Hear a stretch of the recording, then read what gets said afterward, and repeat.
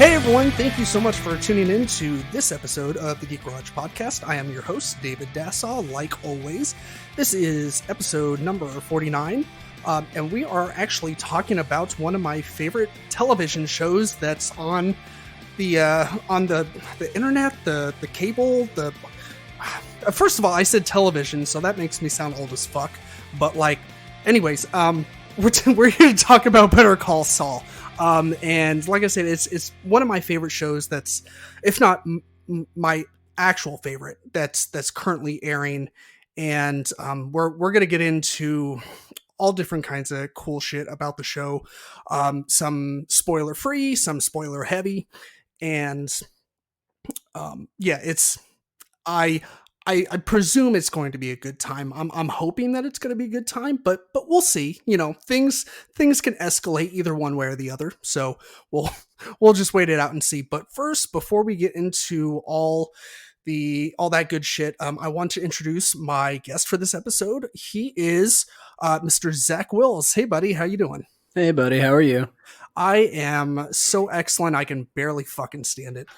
This is the part of the podcast that always makes me chuckle, because you know that the people have been sitting there talking for at least 5 to 10 minutes before they start recording, and they always ask, "How are you?" "I'm doing fine." Right? Yeah, it is kind of one of those weird things that's like, you can't fucking fool me. Like, I know you've been, talking for however long before you hit record. So if there's a seamless way to bring in a guest to a podcast, I would like to know what it is. There really isn't. That's like the only way. Hey, how are you? I mean, I've actually listened to podcasts where they literally bring the guest in and have them sit down. I hate to plug other people's podcasts, but plug away. Back in the day when Chris Hardwick had the Nerdist podcast, he still has a podcast, but I think it's called something else now. But anyways, back when it was called the Nerdist, he would literally start it, and you could hear him opening the door to his studio, and his guest walk in, and they'd be chatting, and they you hear him sit down and put on the headphones. So that was pretty entertaining to kind of hear and see as an option to starting a podcast. It really just goes to show that there are literally no fucking rules when it comes to podcasting, which is cool about it. And also a great segue to let you kind of take the reins for a second and fill my listeners in on your brand new podcast. Yeah, just started doing. It's called Much Ado About Nothing. I'm very proud of the name. It's a podcast. We say it's for the financially conscious, the politically curious, and the all things nerdy millennial. That's kind of the catchphrase. It doesn't sound like you thought that out at all. It just kind of sounds like you just verbally diarrheaed on paper. That's pretty much how I've been living my life so far. But yeah, it's probably, I don't know, divided up nasty personal finance, 33.3% politics, and the rest of it will just fill with a nerdy shit. But it's 100% nasty, 100% a good time. What I did was I just tapped 3 other guys who are way smarter than me about the things that I'm interested in. So it makes me look smart. And then I ask them questions and I record it. I mean, that's the way you got to do it, really. You just got to find people that know more than you to make you look better. And in that way, there's no way that things can go wrong. And if they do, then you blame the people that know more than you. 100%. I'm a big dum-dum. I couldn't have done it on my own. Even this artwork, I'm sitting here looking at the artwork that Michael Painter did. He's one of the people on the podcast. Right. He is so talented with illustrative stuff. Oh yeah, it looks great. Yeah, I love your guys' logo. I mean, it's simple. It's it looks kind of just sketchy. Someone just kind of jotted it down over the course of a couple days. And I mean, not to say that it looks like crap. But no, not what I'm saying. It definitely has that cool feel to it that I don't know. He pulled that out of thin air too. I came up to him and I was like, "Hey, I want to do a podcast, and we're talking about the logo." And I was like, "I want a table, and we're at the table." And he's like, "Just stop, I got it." Yeah, I mean, some people, if they have any any artistic bone in their body, whether it's a pinky finger or their engorged penis, which doesn't have a bone in it. But anyways, we'll just roll with it. Some of those artists can just take an idea, no matter how small, and just fucking run with it. And I'm not one of those people. God, me either. Yeah, technologically speaking, like I can, program the shit out of an application, but oh fuck, I cannot draw worth a good goddamn. So yeah, I'm pretty handicapped in anything that has to do with the right brain. Right. So a couple last things about your podcast. You're live officially. I did subscribe. Oh, thank you. Yeah, you're welcome. God, that kind of came off as like insincere, but anyways, I struggle with that too. I understand. Right. So if you could pick one single call to action to throw out to our listeners to go check out your podcast, where would you like to direct them to? As far as I know, I linked it up through Podbean through Apple.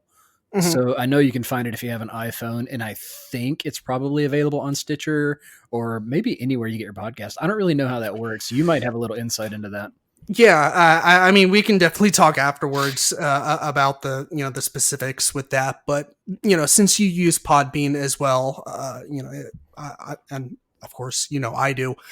Really, all you need to do is set up your RSS feed, which you did. You submitted it to iTunes. That's pretty much the most legwork that you have to do is iTunes, just because Apple has their own proprietary shit, and they like their thing done a certain particular way. Everyone else is pretty easy to please. So other than what you did for iTunes, your podcast should be available pretty much everywhere. Like you said, Stitcher, Google Podcast should have it. If it's not on Spotify, that should be pretty easy to do. It's just, I think it's in settings somewhere where you literally just click a button that says like, would you like to publish your podcast to Spotify? And you're like, shit, yeah, I would. Didn't you put together a thing that was like how to do a podcast? I did. I haven't finished the series yet. I think I got through part 3. I want to say I did a little intro to the series, and then I think I did it was kind of like a part 1 after that, which was like things to consider. And then part 2, which was, I can't remember. It was, I don't know, it was maybe a month or 2 ago that I released it, but yeah, it's definitely out there. And like I said, I for sure plan on finishing it up. I think totally fine. You don't have to coach me through it right now. Yeah, I don't want to. That's cool. I'm sure. Time. Right. No, I'm sure that would make for electrifying radio for our listeners. But fuck it. Sexy stuff. Right. One last thing before we jump into the Better Call Saul material. I wanted to personally say thank you in this capacity live on the podcast for being our first Patreon donor. I incredibly appreciate it. Like I said, I have mentioned it, in previous episodes that we had a Patreon donor, yay! And then it was like I mentioned, it was you, and I gave you the shout out, which of course is one of the perks of being one of our Patreon owners is you get a shout out, and you get all donors get an exclusive button and sticker set, which I appreciate you for being patient with, because I have yet to get the designs finalized and all that. But hang on, I get a button and a sticker set? Yes, you do. Where's my fucking button and sticker set, David? I'm sorry. I'm just so busy. I haven't had time to finalize the designs. Clearly, I'm missing it. No, I will get that to you sometime in the near 5 to 6 years minimum. No, it's fine. Look, I'm immensely proud of anything my friends do, whatever project they take on creatively. So happy to be the first one. Happy to throw a little money at it. Oh, thanks, man. I really appreciate it. Yeah, like I said, I just kind of wanted to make mention of that again, especially since you're here on the podcast today. But yeah, you want to jump into the Better Call Saul stuff now? Yeah, let's kick it. Awesome. So, like I mentioned in the brief intro about today's topic, we're going to kind of split this episode into the first part, which is going to be basically the first third of the episode, is going to be just general chat about the episode, about the show, about Better Call Saul. Just kind of broad strokes, 1,000 foot view of the show, things we like, things we don't like.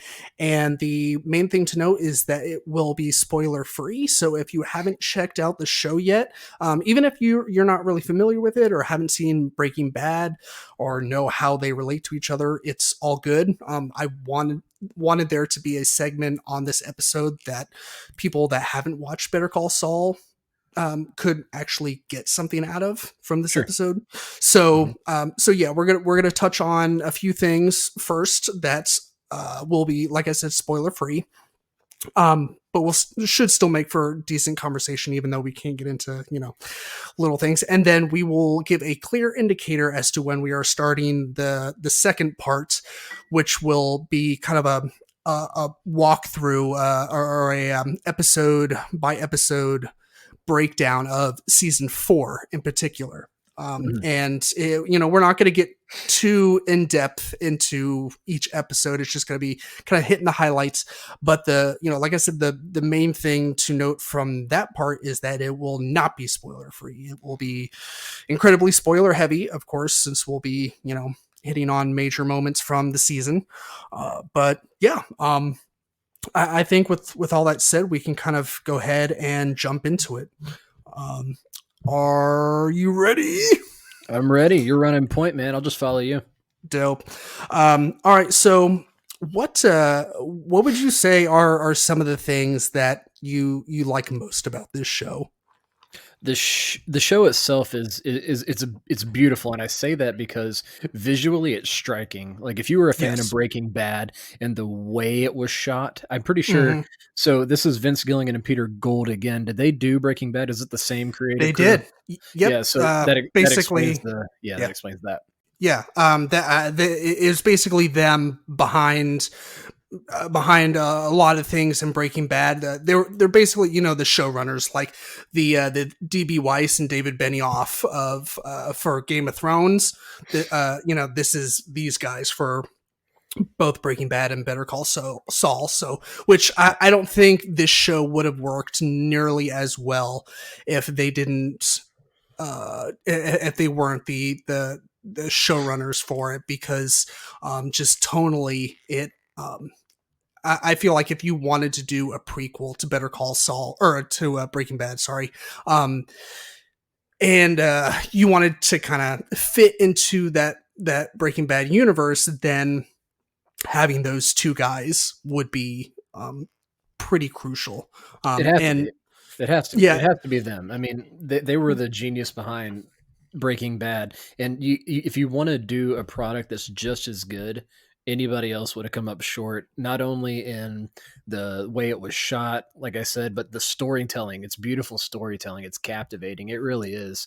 Right. Not only is magnificently acted, but just the line of events and the way they feed you the information and how the story develops. It's really, really hard to turn away from. Like you can't watch it and get bored, in my opinion. Now there's a lot of dead space. There's a lot of like visual storytelling involved, and maybe that's not captivating to everybody, but it is to me. Like it just grabs your attention.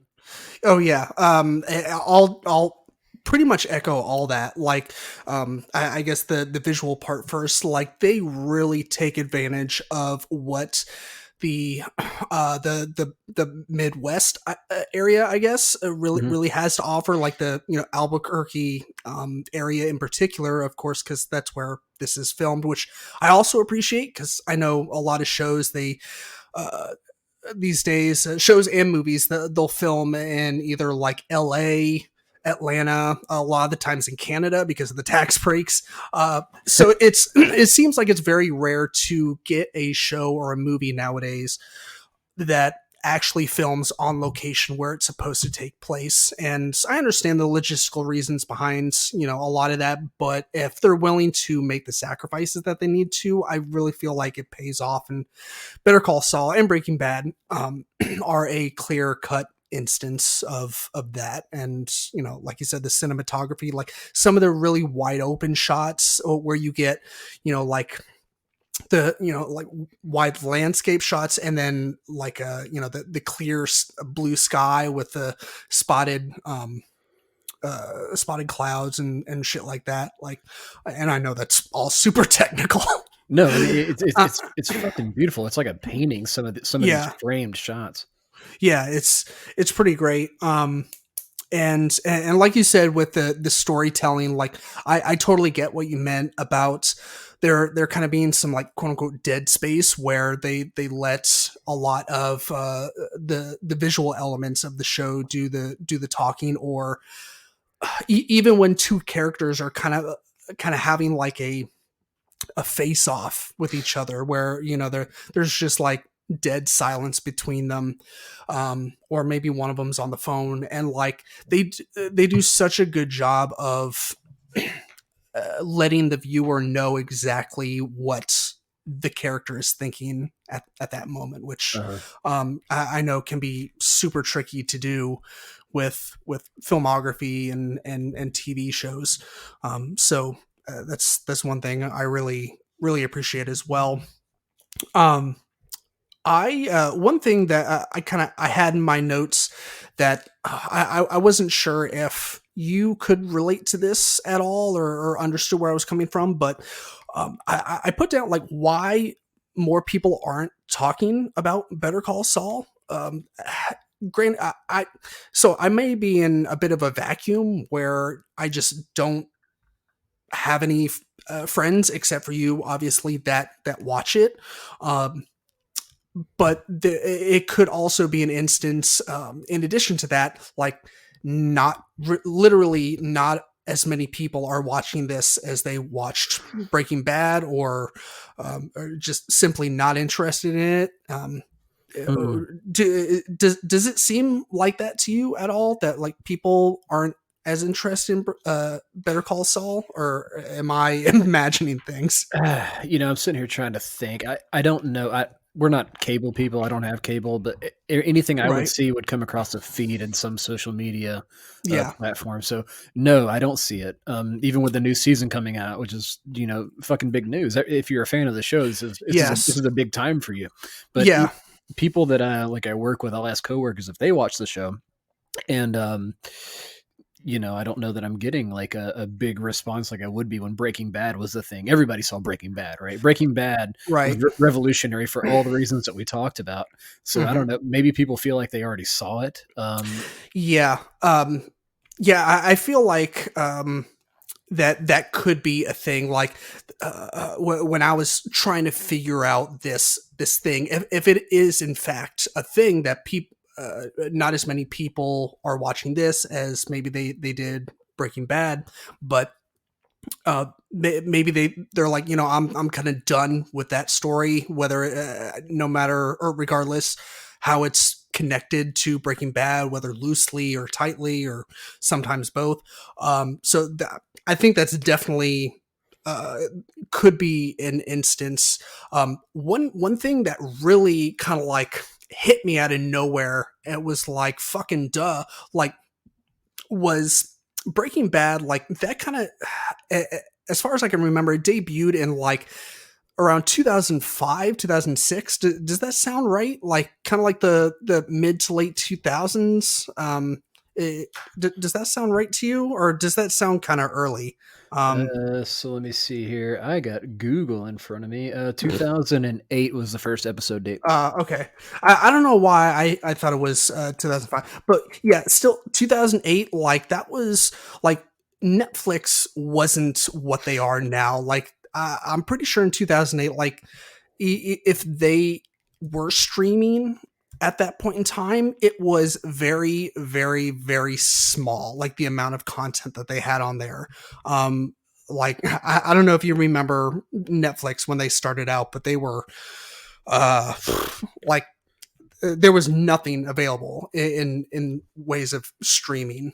Yeah, I don't know. Didn't Netflix like start out as like a home delivery for DVDs? Oh yeah, and they still have that available if you are interested. Wow. For Wow. and for people out there, like my co-host Ted, um, he still has it, and I've occasionally tossed around Really? the idea of doing it because yeah, there's plenty of, like, and they're basically like the eternal library, like they used to be and still are. Like you can go find basically any movie that is available in DVD or Blu-ray format and rent it, which is a great alternative to not.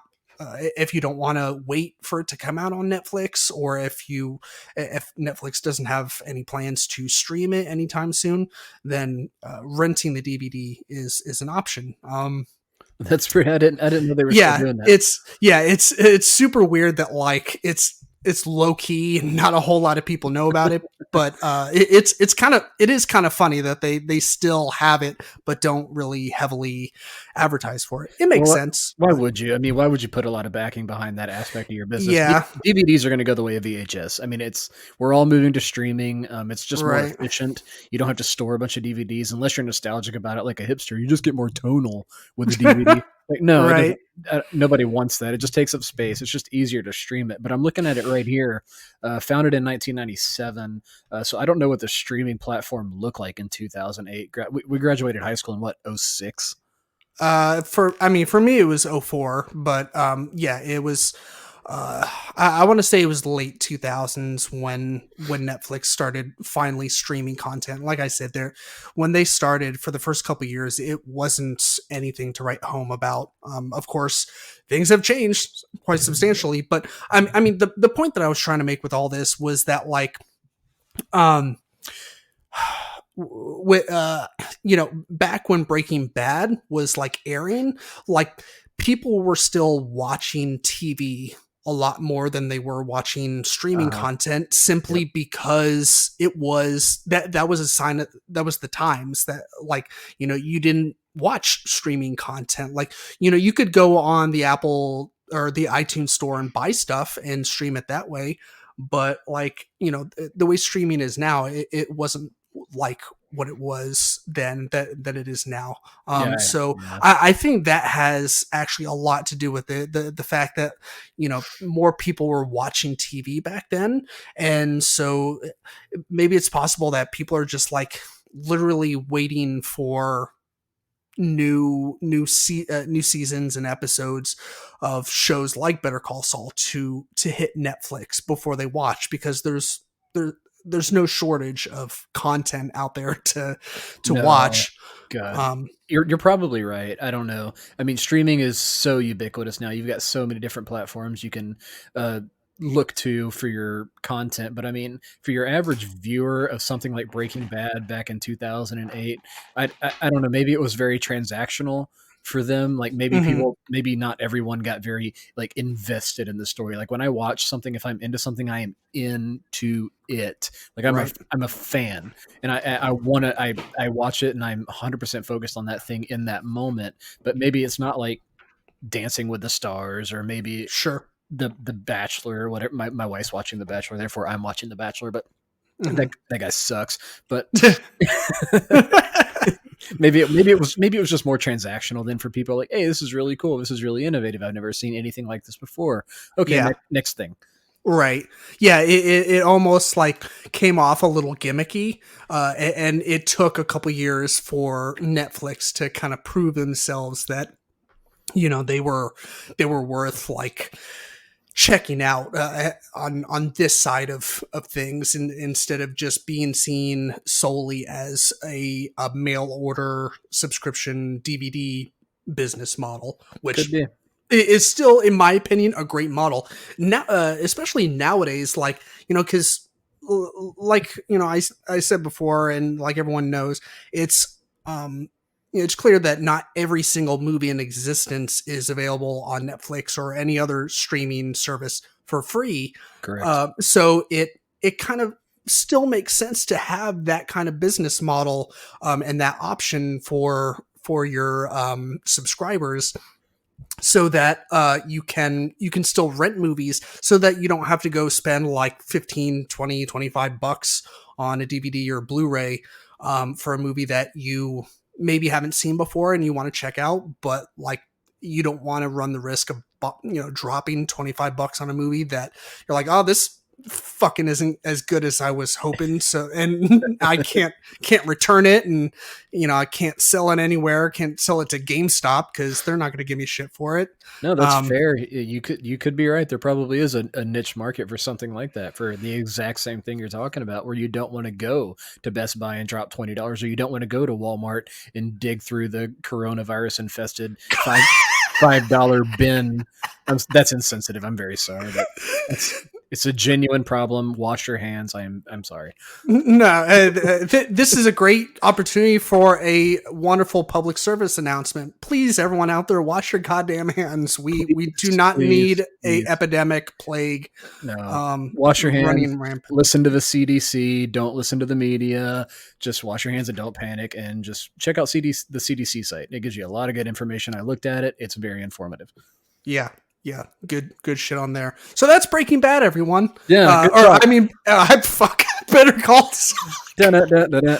It doesn't help that they both start with B and they're kind of alliterative, a little bit. I don't know. I feel like I've gotten a little bit sidetracked and gone on some illegal segues, so I apologize. Let's pick like one other thing to kind of chat about in a spoiler-free manner, and then we'll dive into the episode by episode breakdown. Sure. Is there anything else that you kind of wanted to touch on, like broad scope, 1,000-foot view, kind of about the show? Maybe some of your favorite things, favorite characters. So character development in this show is unique to me because all the main characters seem to be, I don't want to say genetic outliers, but they're like kind of one step above your average Joe.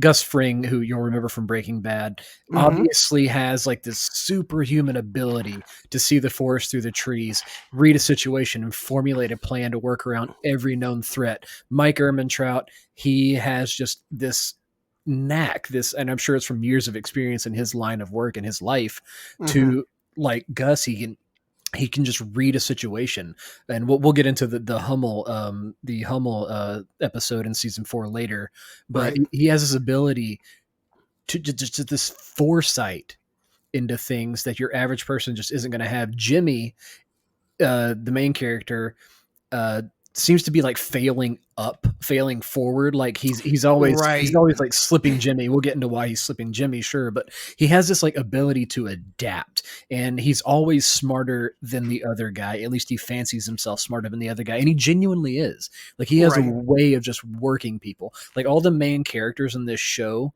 seem to be just above, like more higher functioning, more higher capable than the average Joe, and they really do a good job of like comparing them to like the average people in the settings.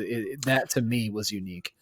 Yeah, that's actually a really good assessment of the characters in this show. Like they, like when I was, kind of pre-gaming before we hit record, I was running through my head some of, my top favorite things about the show, and definitely the characters just in general was one of the top things. And kind of a lot of what you said was you just put it a lot clearer and better and more concisely than I could have ever fucking put it. We'll put it that way, but like I said, I definitely agree with you. Like the characters, like they just ooze charisma out of every orifice. Like both like the actors playing the character and the characters themselves. Like they just, whoever that character is, whether it's Jimmy, as of course we all know as Saul Goodman from Breaking Bad, whether it's Kim, his best friend and partner in crime, basically.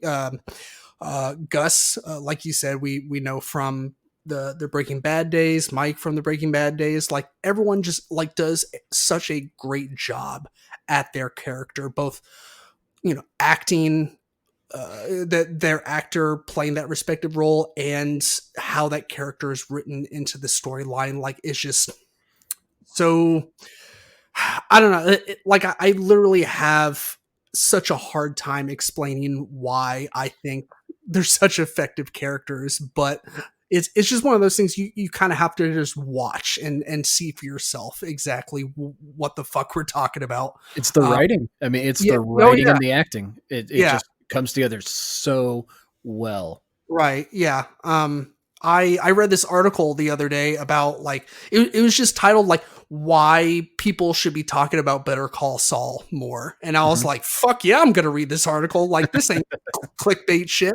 So I like read it, and I wish I saved the link, but I'm sure you could easily find it out there, but it just listed like, it didn't go into too much detail, but it just kind of talked about how it's historically, since it was released, has been kind of living in Breaking Bad shadow, which I can definitely understand from certain perspectives. Because Breaking Bad was, as we were talking about earlier, and as you said, was just a colossal success, and and I'm sure a lot of people were just like, how can any show that's related to Breaking Bad in any way like be as good, if not better, than It Breaking is. Bad? It is And as good. It's the same show. right, yeah, and it's told like, I tell anyone that has seen Breaking Bad that hasn't seen Better Call Saul, like if you like Breaking Bad, you will love this. Like, and me personally, like I have no qualms with saying that I like Better Call Saul better. I Like do too. I like it more than Breaking Bad. That's not a slight on Breaking Bad whatsoever. Just getting that out of the way right now. But You could there's just feel the ats on Twitter coming. yeah, all like three of my followers. um, but no, I mean, I would encourage such conversation. Attacks, not so much, but heated debate and conversation would be much welcome. But yeah, I think that would be a good way to kind of cap off this spoiler free portion of the episode. Just if you haven't seen it, but you have seen Breaking Bad, I'd say give it a couple episodes. It's the first 4 seasons are on Netflix. The 4th season, which aired basically last fall. Well, actually, it's not. I guess it was fall of 2018 that it aired, and it was just released. So yeah, all the first 4 up on Netflix right now. Go check it out. And I kind of feel like this is a fucking paid advertisement, but I swear to God, it's not. Like, I definitely don't have the followership and listenership that I need for AMC to like start throwing me money, or Netflix to start throwing me money. That'd be pretty dope to have them as sponsors, but That would I be very fun, wouldn't it? But I am. Yeah, look, not just go, folks. Look, we have a lot of fun here on Geek Garage Podcast. just do this thing. Just go watch the show. it's you won't regret it. It's a lot of fun, and like if you're kind of hesitant because Breaking Bad like kind of tore your heart out through your asshole, which it did for me, because it's not an easy show to binge. Breaking Bad, that is, and that's exactly how I did it, twice in fact. And then a third time to catch anything that I missed while crying and or dry heaving. But I'm the same way.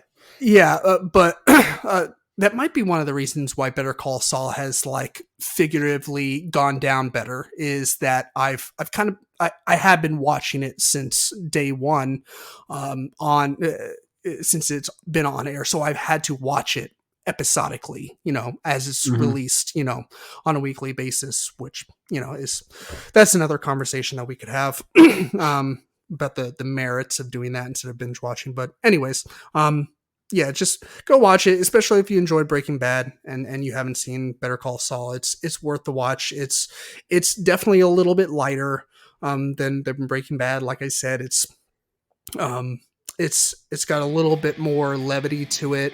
Um, Saul Goodman in Breaking Bad was, for all intents and purposes, he was the comedic relief. And so just imagine a show that's kind of centered around the comedic relief, but it just fucking works. So that's what it is.